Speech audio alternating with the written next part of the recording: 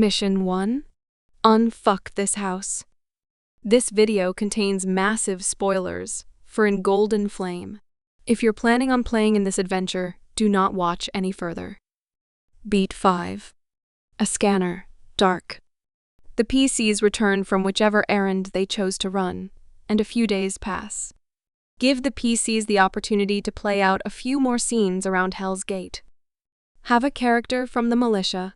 Zinfandel de Jean is a good choice. Explain what happened with the other task. It got completed, but perhaps not in as interesting or decisive a manner as if the PCs had taken it. After a few days, Jerry calls the PCs into the briefing room again. So, while you were away, okay? So we found out things are even worse than we thought. Because why wouldn't they be? The scanning array's processing unit is totally waterlogged. Completely irreparable.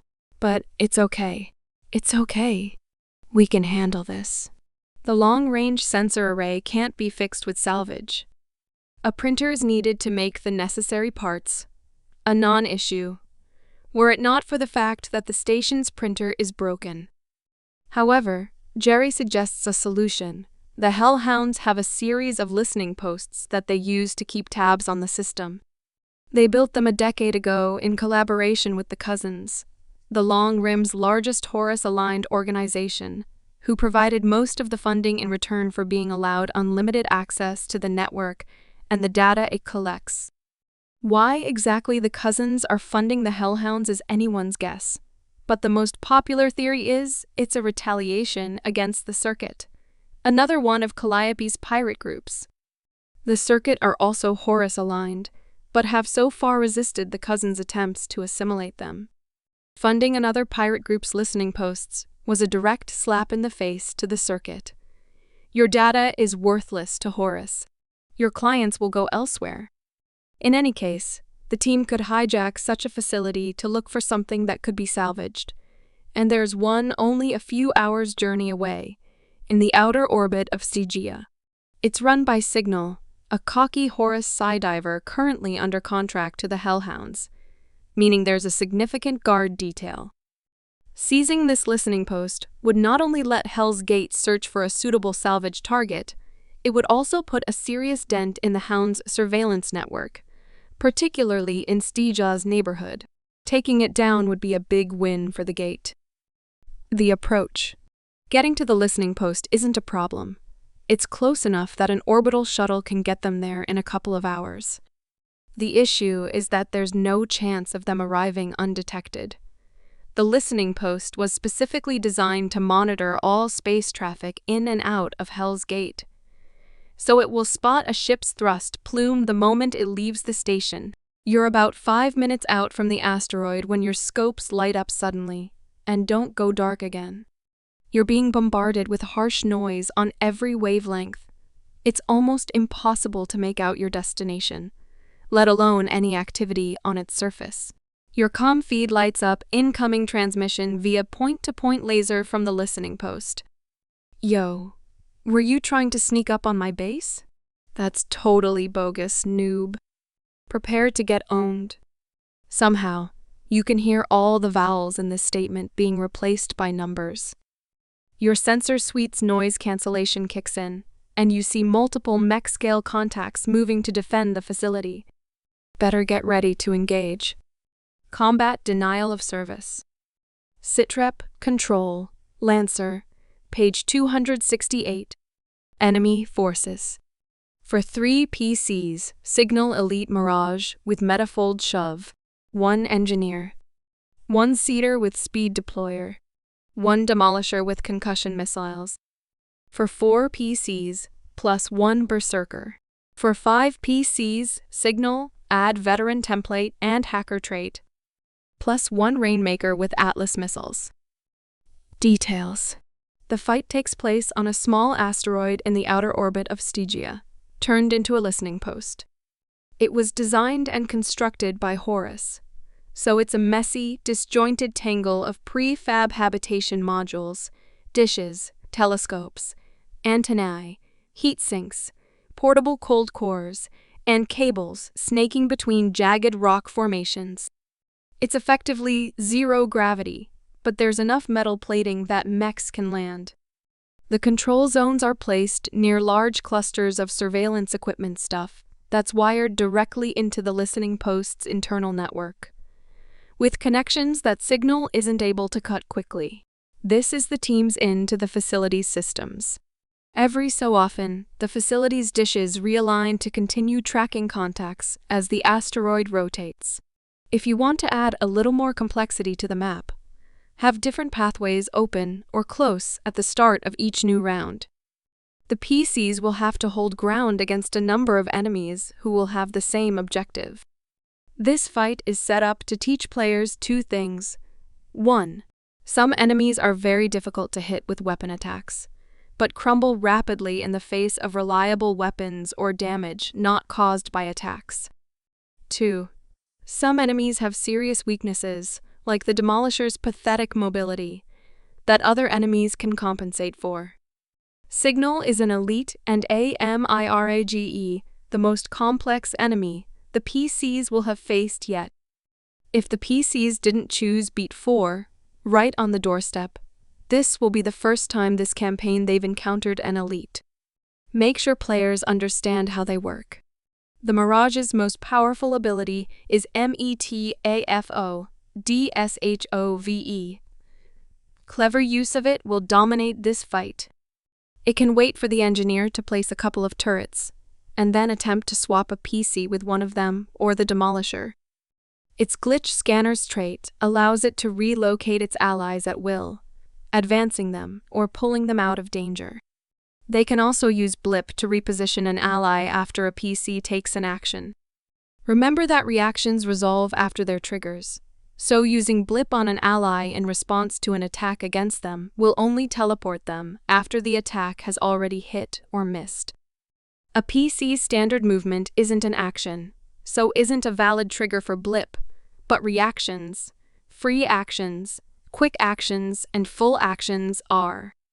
The Mirage is invisible due to its data veil, which may give the PCs trouble. Remind them that invisible can only make attacks miss.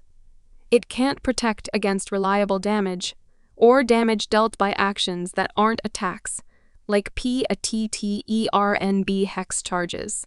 If they're truly struggling, have it give its data veil to another character, rendering itself vulnerable.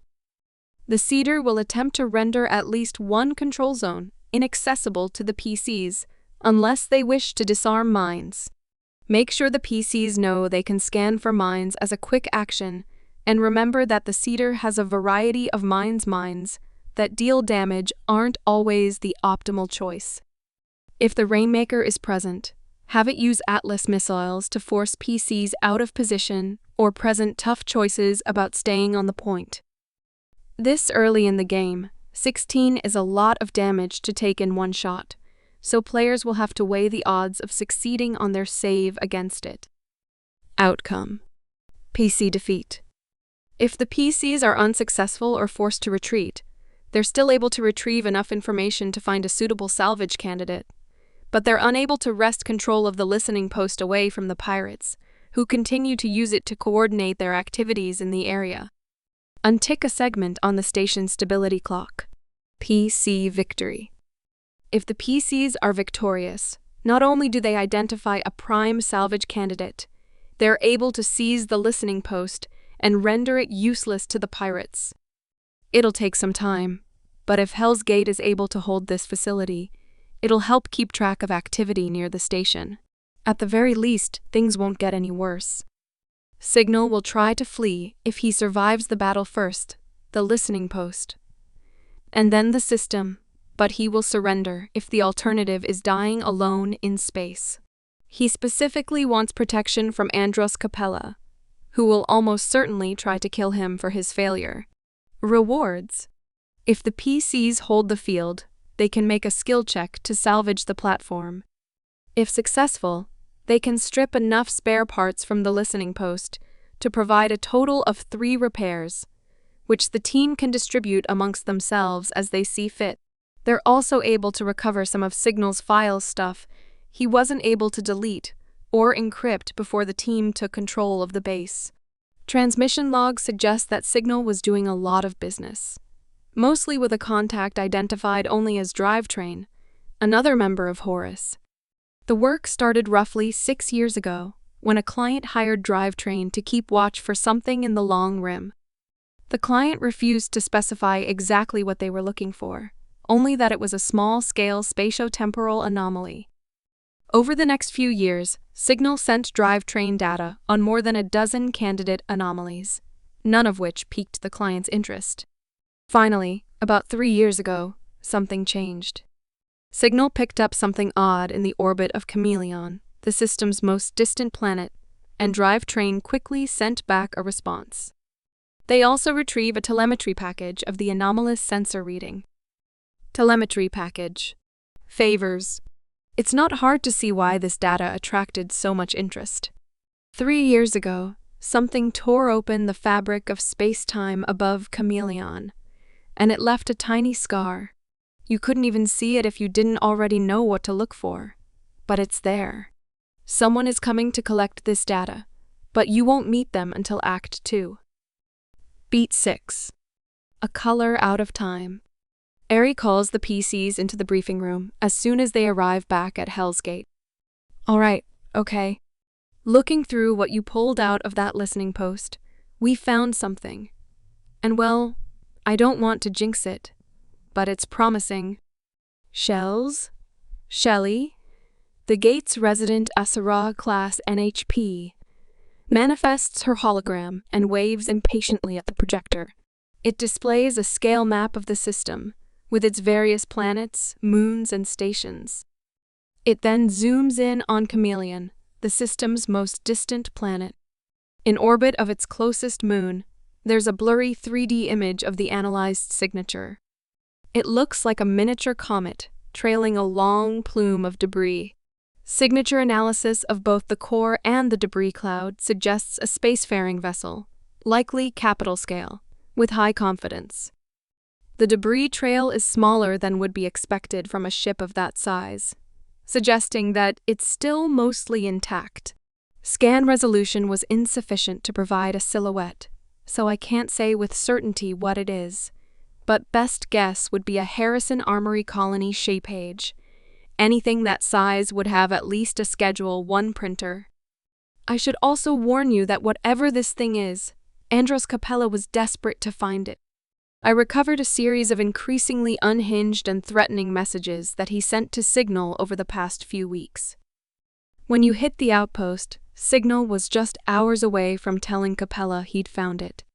If it really is a stricken colony ship, then the PCs may feel that what they're doing constitutes grave robbing. Jerry will respond that dead people don't need printers, and Hell's Gate doesn't have many options right now. There's one small piece of good news: maintenance on the team's ship. The Dragon's Tooth is finished, and it's cleared for takeoff. Whenever the PCs are ready, they can load their mechs onto it and get underway. Jerry's willing to give them a day to cool down after the battle at the listening post, but no more. It's vital they get underway as soon as possible. The PCs will need to locate a component called a Delta 5 power relay. As Chief MacArthur describes it, it's about the size of a person and sits right next to the printer's main power distributor. It can be carried in a mech's hands, slung on its back, or stowed in an expanded compartment. Outbound journey. This is the first long spaceflight that the PCs will have experienced in the campaign, and will take 2 weeks. Have them play out a few vignettes of filling time aboard the ship. It isn't long enough to justify pause tanks. Introduce players to Siren, the NHP pilot of the Dragon's Tooth. She can be talked to anywhere on the ship and is highly conversational. Her favorite topics are guns, omnivid dramas, and naval strategy games, which she's very good at, even when she limits her actions per minute to human levels. The Dragon's Tooth isn't spacious, but it's comfortable. Everyone gets their own cabin, and it might even have more space than their cabins back on Hell's Gate. There's a communal space for eating and socializing, and a well-stocked media library in case the Omninet is down. While under thrust, it has gravity, meaning the team don't have to deal with weightlessness. At the start of the journey, flight traffic in Stygia's vicinity is pretty heavy. Crowded isn't exactly the right word, as there might be tens or hundreds of thousands of kilometers between the tooth and the nearest ship. But dozens of ships are on scope, and the occasional drive plume might be visible out the cockpit window. As the tooth leaves Stygia's sphere of influence, the traffic drops off substantially. Kalevala's currently on the other side of the system, so crossing its orbit is a quiet affair. There are no stations beyond, and no other ships are currently making the dangerous, lonely trek out to Chameleon. Occasionally, comms will flash. There are spacers out there who can see the tooth's heading, and they're sending somber messages, urging the PCs to turn back, telling them it's not worth it, or offering to pray for them. A week into the trip, at the halfway point, just before the tooth flips over to begin deceleration, its peak velocity is 6,600 kilometers per second, 2% of light speed. At this speed, time dilation is present but imperceptible. Communications with places outside the ship will experience something similar to packet loss, as the ship is, from an external perspective, sending slightly fewer packets per second than it should be. The planets of the inner system slowly shrink into dots, indistinguishable from the distant stars. Local radio chatter thins out, eventually falling silent. The only broadcasts are from the inner system. Time delayed by minutes or hours. The PCs are alone out here. A long 2 weeks. Roll a d20. 1 to 2. On long-range scopes, out near Zahak, there's a bright flash as a freighter jumps to near light, heading for the Dawn Line shore. It will be in transit for 6 years. 3 to 4. Siren challenges one or more of the crew to a best of 3 in FleetCom 5014. She refuses to play FleetCom 5016 because they nerfed IPSN ships too hard, and now the meta sucks. 5 to 6. A repeater station endlessly broadcasts a looping jingle from Maddox and Hayden, one of the colonial companies that originally settled Calliope, probably a relic from the Pyrite Age. The jingle is off-key and discordant. Something must be wrong with the repeater's audio processor. 7 to 8. A blink void rolls through the system, cutting off access to the OmniNet for a few hours. This causes a spike in radio traffic and Muse activity. A lot of people just lost connection to a galaxy's worth of media, and they're looking for something to do. 9 to 10. A mining freighter passes by, coming back from a deep space asteroid. They're close enough that their drive plume is visible to the naked eye, and lightspeed messages have only a few seconds delay. 11 to 12. You find a battered journal at the back of a storage bin, written by a Hell's Gate militia pilot with the call sign Mystic. It details events that happened over a decade ago. 13 to 14. A distant transmission fades in over the course of a day. A child's voice, repeating a string of seemingly random numbers. If you try to speak on the frequency, the child does not answer directly, but the numbers track your ship's course and heading for exactly 127 minutes. 15 to 16. In the cockpit, Siren is marathoning cult classic psychological thriller series Beyond the Pale. She rewatches it every time she gets cycled just to see if she experiences it differently. She's a superfan and will discuss trivia for hours if you let her. 17 to 18. A furious flame war is currently sweeping the Muse. It started as a debate on which gauge of rivet should be the standard, but rapidly spiraled into arguments over which Calliope Project member corporation was the most problematic. 19 to 20. There's a motion alarm in the cargo bay. When you get there, one of your mech's arms has broken loose from its mooring, and an outstretched finger points to a spot on the floor. Nothing seems to be there. Chameleon. Over the course of your deceleration burn, a dim, star-like point of light has been growing into a sphere as you get closer to it. Now, only hours away from the end of the trip, you get a good look at it. It's azure blue, a perfect shade, unmarred by storms or bands. Spikes of pale, shimmering celestial light dance at the planet's poles. These are its infamous aurorae, the ghost crown. Legends told by Calliope spacers say that if you die in the orbit of this planet, your soul is trapped by the crown, doomed to wander the frigid polar vortices for eternity.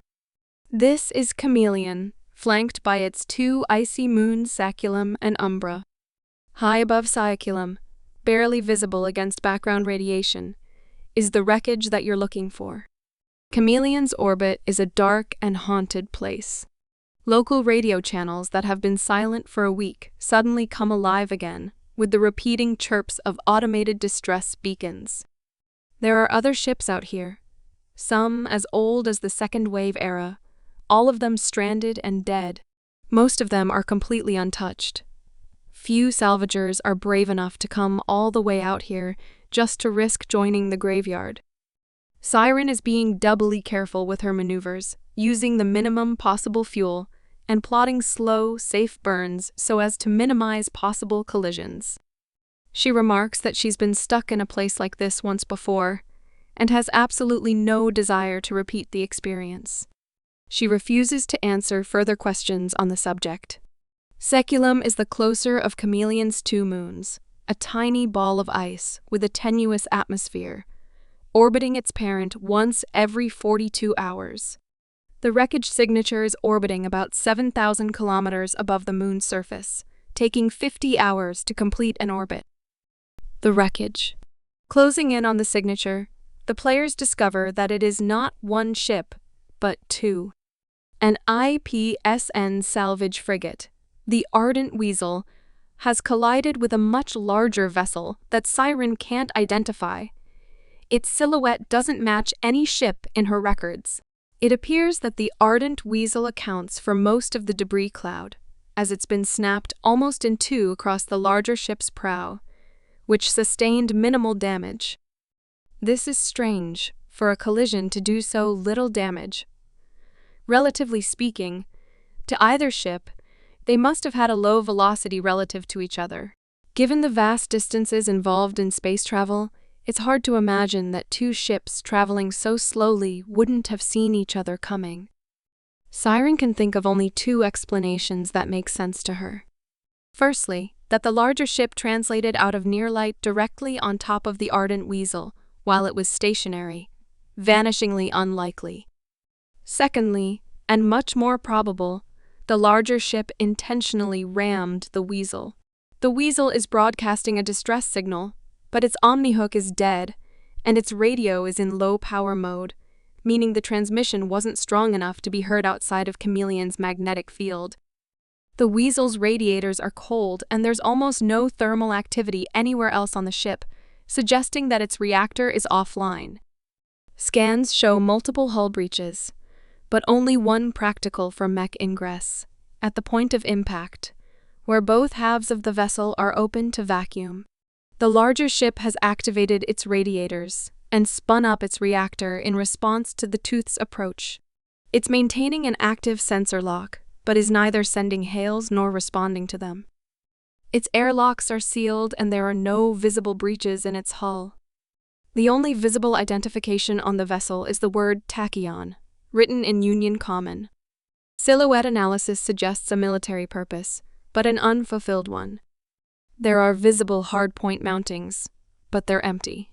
It has a spinal long cycle lance, but it shows minimal thermal activity, suggesting that it's not currently in the process of charging, which can take hours or days.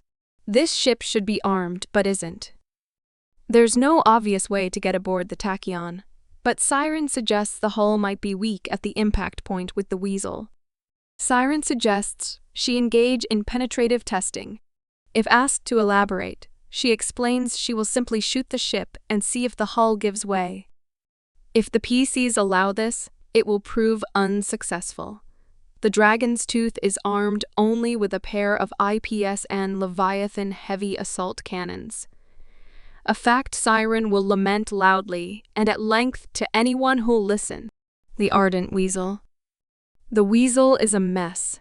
The collision snapped it nearly in two, opened most of its compartments to vacuum, and wrecked its internal systems. The aft section. The cryo bay is a scene of horror.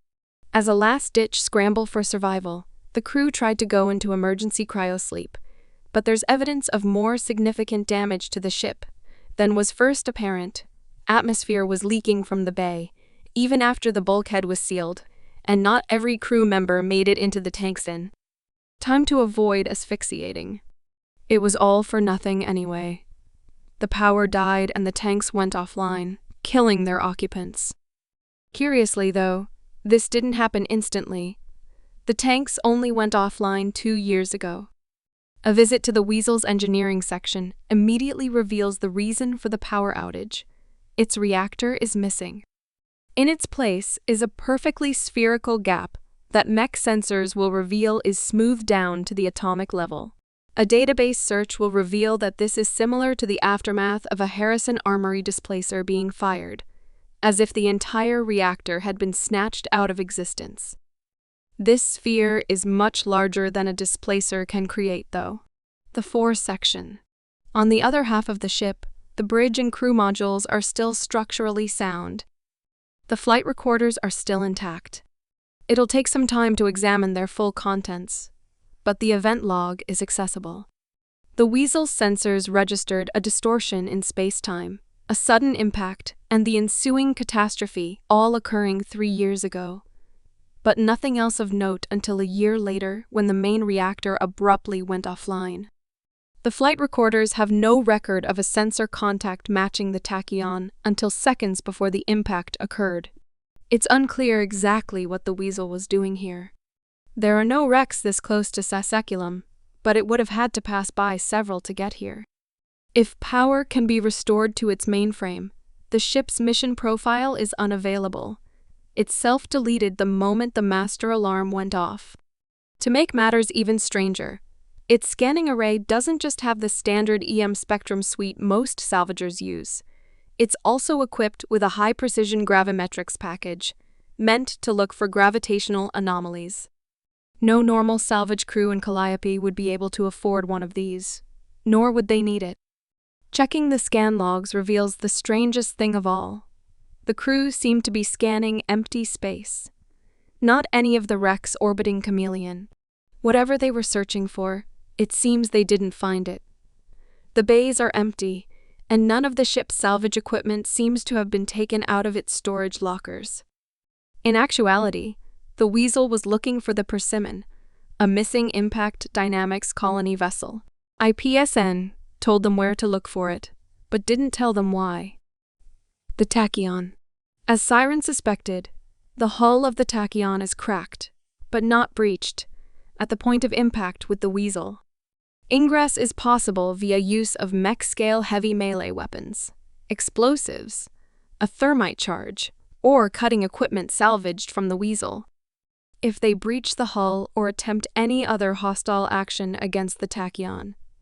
Siren pipes a page heads up. Marines!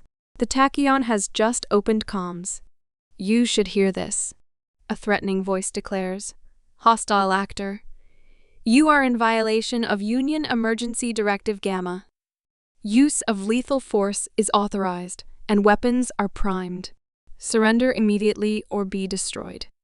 Siren cuts back in. So, they're saying that, right? But I don't see any weapons they could be charging. Those PCs familiar with Union military protocols will not recognize an emergency directive gamma, and if someone attempts to search the OmniNet for it, they'll find no such thing exists. However, a particularly thorough search will discover Harrison Armory's non-standard crisis directive gamma, which allows Purview Fleet commanders to act autonomously in the event of a long-term loss of contact, with Ras Shamra superseding the directives of colonial governors and civilian executives. The PCs might actually attempt to surrender to the tachyon, in which case it will open one of its docking bays, direct them to land at a subline docking cradle, and demand they prepare for immediate boarding and arrest. As the doors open, they will find a group of combat subalterns with weapons drawn but inert. Their batteries are dead. Moreover, they're facing away from the airlock, pointing their weapons into the shy page. Exploring the inside of the tachyon, the PCs discover it's in a half-finished state. The ship's basic structure is complete, but a lot of its fittings are missing, and there's evidence of ongoing construction work that appears to have stopped suddenly.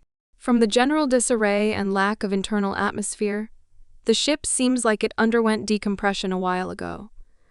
Odd, given that the hull was intact when the PCs arrived. The ship's internal power systems are unfinished. Some sections of the ship are pitch black. Some are lit only by portable construction lighting, and yet others are properly lit.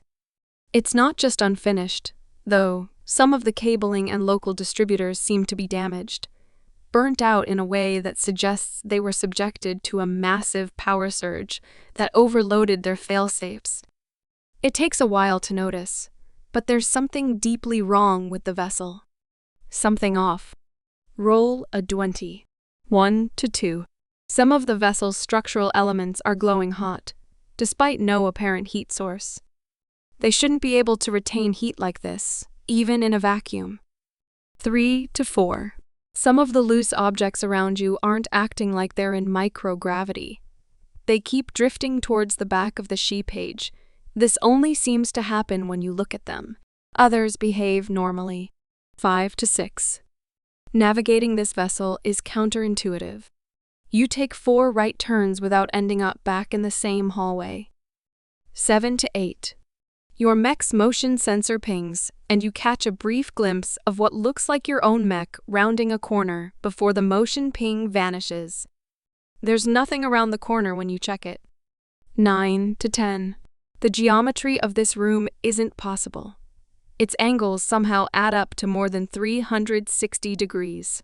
Your head begins to ache. 11 to 12. You find a half-melted subaltern. It seems to be stuck in a loop, repeating a series of motions before resetting. It's difficult to tell exactly what it's trying to do, but it seems to be trying to stop something only it can see from passing through a bulkhead door. 13 to 14. Your mech's internal chronometer starts to drift out of sync with the other members of your team. Resetting it doesn't help. Within a few minutes, it has drifted again. 15 to 16. You find what appears to be a temporary canteen for zero-G construction workers. The food packs look perfectly fresh, as if they had been served moments ago. As you watch, each piece of food rots before your eyes, all at different rates. If you look away and look back, it's fresh again. 17 to 18. The smooth surface of a nearby wall begins to ripple with a pattern of vans, quills, and barbs' feathers. The pattern dances across the wall as if it were the physical reflection of something touching it. The wall is left so hot by its passing that the paint flakes and smokes. 19 to 20. The 4-pronged footprints of a giant bird melt themselves into the deck, plating far ahead, white-hot, marching slowly but surely towards you. As they catch up to you, your mech's sound system spits out garbled screeching. Your reactor alarm blares and fail-safes kick in. When your rig comes back online, there's nothing there. Accessing the ship's internal systems reveals a deeply troubling thing. The readout from the ship's internal chronometer. It lists the time and date as Cradle Standard Time, 4:51, April 1354, 24 U more than 400 years in the future. According to its logbook, the tachyon is a testbed for an experimental faster-than-light propulsion system. Due to the fact that it is part of a top-secret project, the entity sponsoring it is not named, although a successful investigate check will reveal code words that suggest the involvement of the Union Science Bureau. The drive core itself has been irreparably damaged due to the unplanned nature of its activation. There are 4 major unresolved security alerts on the system. The first was flagged 3 years ago, ship-wide, with a second only an hour later. A third was flagged 2 years ago in the ship's NHP core module. The last and most recent was flagged a short time ago, obviously regarding the arrival of the Dragon's Tooth and the team's ingress into the SHE page prior to the alerts. The ship had recently been installed with a PROMETHUS class NHP named Feather. The ship's logs contain a number of increasingly urgent alerts from Feather, all of which were dismissed and expunged, culminating in a demand by the project's lead researcher to have Feather cycled. However, there's no corresponding entry indicating that the requested cycling actually took place, and no non-automated logs were made after that point. Some files contain references to an organization called Fourth Com, which is helmed by a ruling body that unironically calls itself the Council of Tyrants. It's not possible to glean anything more than that, as the ship doesn't have an encyclopedia or historical database installed. The Tachyon's NHP core is a disaster area. The module doors have been forced open from the inside, and the hard copy databanks are ruined, rent by deep gashes and tears that resemble claw marks. The cradle itself is smashed and melted, its casket missing, and the claw marks radiate outwards from it. The entire room has an inexplicably high thermal signature, despite there being no corresponding heat source. The vessel's fabrication room is still pressurized and in almost perfect condition, although the PCs are treated to a morbid display when they enter. Floating in the print bay is a standard model GMS holdout pistol, its slide locked back in the discharged position. Across the room, a corpse floats in a hard suit, its visor pierced, in front of a blood splatter on the opposite wall. The printer is in perfect working order, and just as Jerry had hoped, there's a perfectly intact, pristine Delta 5 power relay sitting right next to it. Unwelcome guests. Directly after the PCs recover the Delta 5 power relay, Siren urgently contacts them. Marines. 3 corvettes and a cruiser just dropped out of near light. It's the Hellhounds. I'm already dodging missiles, and they're launching boarding craft towards the Tachyon? You've got her warning is suddenly drowned out by static. The channel snaps to a new video feed, a scarred man sitting in the cockpit of a mech. He's got a stare that could strip paint off a wall, made even more striking by the blood streaming from his nose, and eyes must have been a harsh bolt. Finally, a face to a name, Andros Capella, the Hound of Hell. He sneers contemptuously at you. Well, well, well. Look who it is. You're the ones who've been messin' with my outfit, ain't ya? Not every day I get to kill 2 crabs with 1 wrench. Once you're out of the way, I can give the psycho this pile of junk and things will finally go back to normal. The feed cuts off abruptly. It is at this moment that the PCs get another piece of bad news. The Tachyon has just disengaged reactor safeties, fired its engines, and is currently trying to spool up its damaged drive core. Both the reactor and the drive core are now putting out dangerous levels of heat, and a catastrophic failure seems to be imminent. Combat. A face to a name. Sitrep, NA. Enemy forces. For 3 PCs, Andros. Elite Pirate Pyro with boarding leash.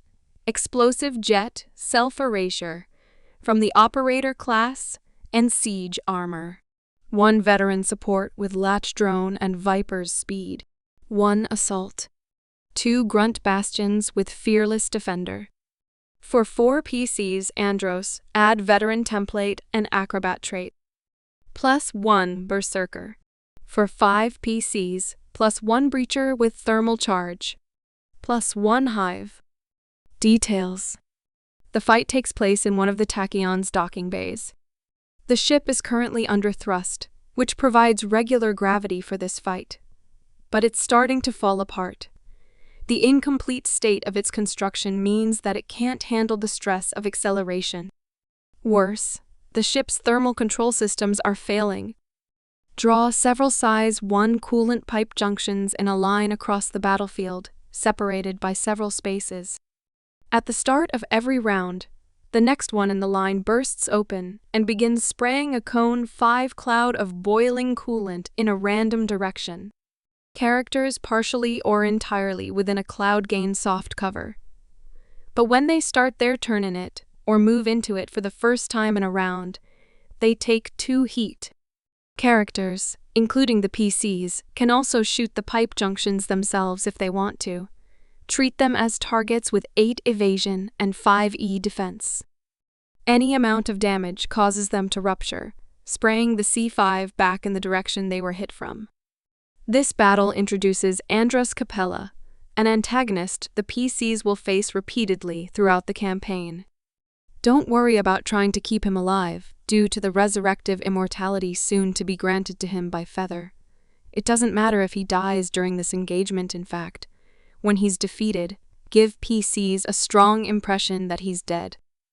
As a pyro, Andros' mech is very slow, so he will use his explosive jet to close the distance to players, and attempt to throw his boarding leash to force a character close to him. Remember that even though it's a melee weapon, it's affected by cover if thrown. If a structure damage roll breaks one of his weapons, ditch the leash instead of his flamethrower. If Andros is destroyed, self-erasure triggers. His mech's reactor overloads. Its flamer fuel tanks violently ignite, and the whole thing erupts in a pillar of white-hot flame that leaves almost no trace behind. The support has Viper's speed, and so will always act on the very first turn. It will most likely use its latch drone to empower Andros, then spend the rest of the encounter trying to assist him as best it can. Make sure the players know that the latch drone is a separate target. The latch drone makes Andros a particularly attractive target for area of effect damage. So if there is a PC who can reliably deal it, now is their time to shine. The grunt bastions are more resilient than they seem. Their high armor allows them to ignore low damage attacks, while Fearless Defender lets them dive in front of and absorb high damage attacks meant for their allies. As an added bonus, when they're destroyed, their wrecks act as pieces of size 2 cover, protecting their allies even in defeat. If your players are having trouble, remind them that Invade inflicts heat, which destroys grunts instantly. If the hive is present, prioritize inflicting burn to set Andros up for dealing double damage with his flamethrower rather than moving players about. Dropping razor swarms in areas close range fighters will have to pass through can serve as a tough choice. Waste time going around, or take burn and be vulnerable to Andros' follow you page. If the breacher is present, use it to harass players who stick to cover. Its thermal charge gives it a one-time blast that destroys cover and inflicts burn, once again setting Andros up for a heavily damaging attack. Outcome: PC defeat. Curiously, if the PCs retreat, Andros doesn't pursue them. They even manage to get the printer part back to the Dragon's Tooth, which quickly makes an exit. If the PCs are defeated and cannot retreat, Andros prepares to execute them on the spot, but then stops, answering a call that the PCs can only hear his side of. The PCs won't know it yet, but this is Ignatius Aram, instructing Andros not to murder people on a holy she page. Andros argues ferociously, but eventually lowers his weapon. He then tells the team it's their lucky day. Not only do they get to live, they even get to keep the printer part. He and any other surviving hounds leave, going deeper into the shy page. PC victory. What tiny fragments remain of Andros Capella's chassis drift lazily through the docking bay. All that's left of the man is a carbon black scorch mark on the deck plating. It takes you a moment to realize what you've done. You've killed the leader of one of Calliope's most notorious pirate gangs. Processing the consequences of that will have to wait, though, as Siren contacts you again. Marines. Whatever you just did, the pirates are peeling off, retreating, and we should too. I'm reading a massive thermal buildup in the ship's drive core. Evacuation. The PCs have enough time to return to the Dragon's Tooth, but give them a sense of urgency. If they want to grab more salvage, loot, or intelligence from the tachyon, start a fully ticked clock called remaining time. And don't give it many segments. Even the most successful actions will take a segment off this clock, and failed actions will take a lot. Eventually, the PCs must retreat, or risk death. If the PCs attempt to override this process and halt the jump, they'll discover they can't. An administrative lockout is in effect. Voice authorization from lead researcher Jeanette Macondo and Captain Stefan Dantilio is required to override the lockout. Jeanette Macondo can be found in the fabrication room. She's the floating corpse, but Stefan Dantilio is not presently aboard the vessel. Emphasize the urgency of the situation. Siren makes increasingly desperate pleas for the PCs to return to the Dragon's Tooth. Alarms start to sound across the tachyon. The deck plating starts to rattle and dislodge. You barely have time to strap yourself in before Siren sounds the hard maneuver alarm. Everyone hold on to your butts. There's a tremendous weight on your chest as the engines kick in, pressing you back into the chair. You close your eyes and struggle to breathe. Even with the aid of your hard suit, you can barely move your fingers. The burn feels like it lasts forever. Gray starts to creep in around the edges of your vision. And then it's done. It's over. You're through. You're still accelerating at about 2 Gs of thrust, but that's far more manageable. You're able to glance around the cabin, check on your fellow team members. Look at your ship's external feeds. There's a moment of calm. Far behind you, the tachyon and the weasel are just a speck, barely visible against the darkness of space. In a silent flash of blinding light, the tachyon is gone, and with it, its secrets, the ardent weasel, and whatever dust remains of Andros Capella. Give the PCs a moment to reflect on all they've just witnessed before they start the long journey back to Hell's Gate.